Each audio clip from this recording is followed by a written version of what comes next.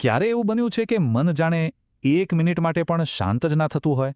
મોટા ભાગે આનું કારણ જીવનની મોટી ઉથલપાથલ નથી હોતી, પણ આપણું મન કોઈ એક જ સમસ્યાના વિચારોમાં, એના ચક્રવ્યૂહમાં ફસાઈ જાય છે. એ હોય છે. તો ચાલો આજે આ જ વિષયને જરા ઊંડાણથી સમજીએ અને જોઈએ કે મનને આ ગૂંચવણમાંથી બહાર કાઢીને સ્પષ્ટ ઉકેલો તરફ કેવી રીતે વાળી શકાય. ખરેખર તો સમસ્યા પોતે એટલી મોટી નથી હોતી, જેટલી એના પર આપણા મનની પ્રતિક્રિયા હોય છે. આપણી મોટાભાગની જે એનર્જી છે, આપણી શક્તિ, એ સમસ્યાને હલ કરવામાં નથી જતી, પણ એના વિશે સતત વિચારવામાં, ચિંતા કરવામાં, એની સાથે જકડાઈ રહેવામાં જ ખર્ચાઈ જાય છે. તો ચાલો સૌથી પહેલાં એ જાળને સમજીએ, જેમાં આપણે બધા જ ક્યારેક ને ક્યારેક ફસાઈએ છીએ. આ છે ગૂંચવણની જાળ. ક્યારે એવો અનુભવ થયો છે કે કોઈ એક જ પ્રોબ્લેમ મગજ પર એવો હાવી થઈ જાય કે આપણી બધી જ શક્તિ અને ધ્યાન બસ એમાં જ શોષાઈ જાય? આપણું મન છે ને, એ કોઈ તૂટેલી રેકોર્ડની જેમ એક જ સમસ્યાને વારંવાર રિપ્લે કરતું રહે છે. સવારે બ્રશ કરતી વખતે, ગાડી ચલાવતી વખતે કે પછી રાત્રે જ્યારે ઊંઘ ના આવતી હોય ત્યારે. અને આપણને એમ જ લાગે કે આટલું બધું વિચારવાથી કંઈક રસ્તો નીકળશે. પણ હકીકત એ છે કે વધારે વિચારવું અને સ્પષ્ટ રીતે વિચારવું એ બે બિલકુલ અલગ વસ્તુઓ છે. અને આ જ તો મુખ્ય મુદ્દો છે. આપણો માનસિક થાક સમસ્યાને લીધે નથી આવતો, પણ આપણું ધ્યાન એ સમસ્યા પર કેદ થઈ ગયું છે એના કારણે આવે છે. અને જ્યારે આવું થાય ત્યારે તમે જોજો, જીવનના નાનામાં નાના નિર્ણયો લેવા પણ એક પહાડ ચડવા જેવો ભારે કામ લાગવા માંડે છે. અને જ્યારે આપણી લાગણીઓ, આપણા ઇમોશન્સ આપણા પર હાવી થઈ જાય છે, ત્યારે આપણો વિચારવાનો દૃષ્ટિકોણ એકદમ સાંકડો થઈ જાય છે. જાણે આપણે કોઈ અંધારી સુરંગમાં ફસાઈ ગયા હોઈએ. આપણને એમ જ લાગે છે કે હવે કોઈ રસ્તો જ નથી, અને મન પોતાને તદ્દન લાચાર અને સંકોચાઈ ગયેલું અનુભવે છે. તો સવાલ એ છે કે આ જાળમાંથી બહાર નીકળવાનો રસ્તો શું છે? જુઓ, એના માટે આપણે સમસ્યાને જોવાનો આપણો દૃષ્ટિકોણ જ બદલવો પડશે. સમસ્યાઓ કોઈ દુશ્મન નથી જેને જોઈને ડરી જવાનું હોય. એ તો ખાલી તટસ્થ સંકેતો છે, સિગ્નલ્સ છે, જે આપણું ધ્યાન દોરી રહ્યા છે કે અહીંયા કંઈક કરવાની જરૂર છે. જરા સમસ્યાને જોવાની આ બે રીત વચ્ચેનો તફાવત તો જુઓ. જ્યારે આપણે સમસ્યાને દુશ્મન માનીએ છીએ ત્યારે આપણે ડરી જઈએ છીએ, આપણું મન પ્રતિકાર કરે છે. પણ જેવી આપણે એને ફક્ત એક સંકેત તરીકે જોઈએ છીએ, આખી ગેમ જ બદલાઈ જાય છે. એક વ્યક્તિ ભાંગી પડે છે, જ્યારે બીજી વ્યક્તિ એ જ પરિસ્થિતિને આગળ વધવા માટેની એક તક, એક સીડી બનાવી લે છે.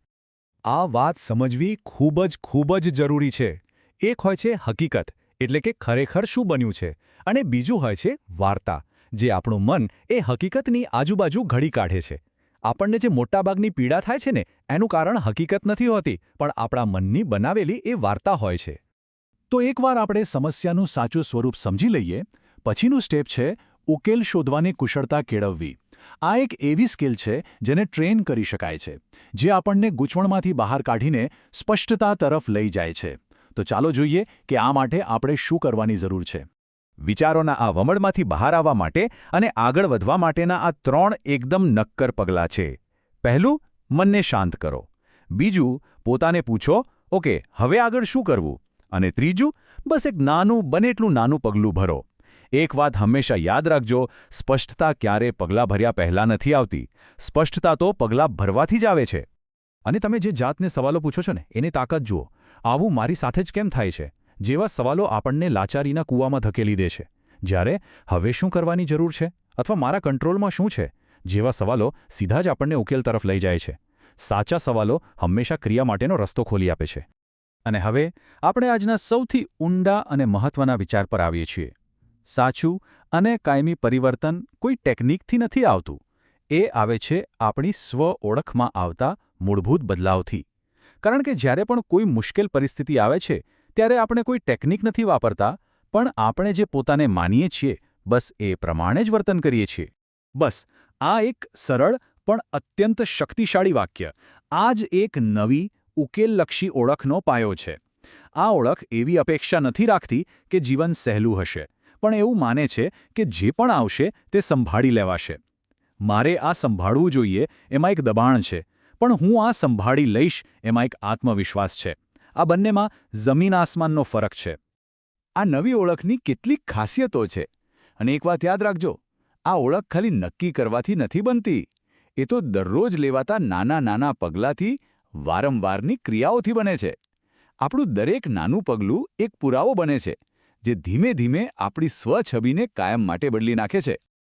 તો અંતે સવાલ એ જ છે કે જ્યારે કોઈ પડકાર સામે આવીને ઊભો રહે ત્યારે આપણે શું બનવાનું પસંદ કરીશું? દબાણ હેઠળ ભાંગી પડનાર વ્યક્તિ કે પછી શાંત રહીને પરિસ્થિતિને સંભાળી લેનાર વ્યક્તિ? કારણ કે એ એક ક્ષણે લેવાયેલો નિર્ણય બધું જ બદલી શકે છે.